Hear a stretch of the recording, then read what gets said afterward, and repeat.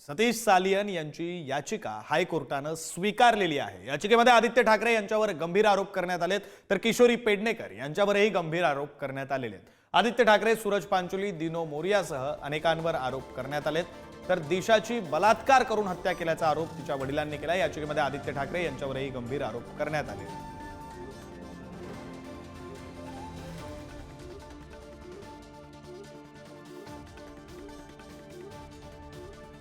प्रतिनिधी निखिल चव्हाण आपल्यासोबत जोडले गेलेले आहेत। आपण अधिकचा तपशील त्यांच्याकडून घेऊया। निखिल, खरं तर मागच्या 2 दिवसांपासून सर्वात जास्त चर्चेत राहिलेलं हे प्रकरण, आणि हे प्रकरण नेमकं काय, तर दिशा सालियन मृत्यूचं प्रकरण। पुन्हा एकदा याचिका तिच्या वडिलांनी दाखल केली होती। आता हायकोर्टाने याचिका स्वीकारलेली आहे। पुन्हा अधिवेशनात पडसाद दिसतील, पुन्हा वातावरण तापू शकतं।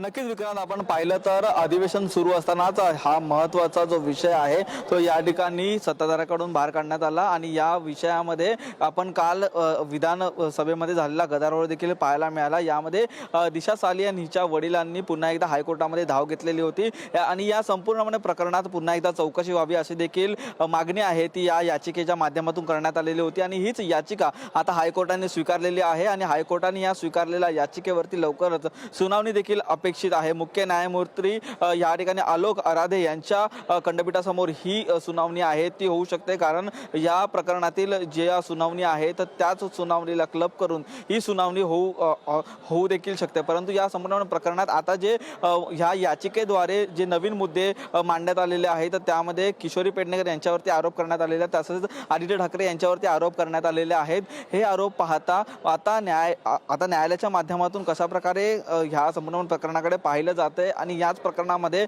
अधिकचे पुरावे असल्याचं देखील काल सतीश सालियन यांच्या वकिलांच्या माध्यमातून आपल्याला पाहायला मिळालं।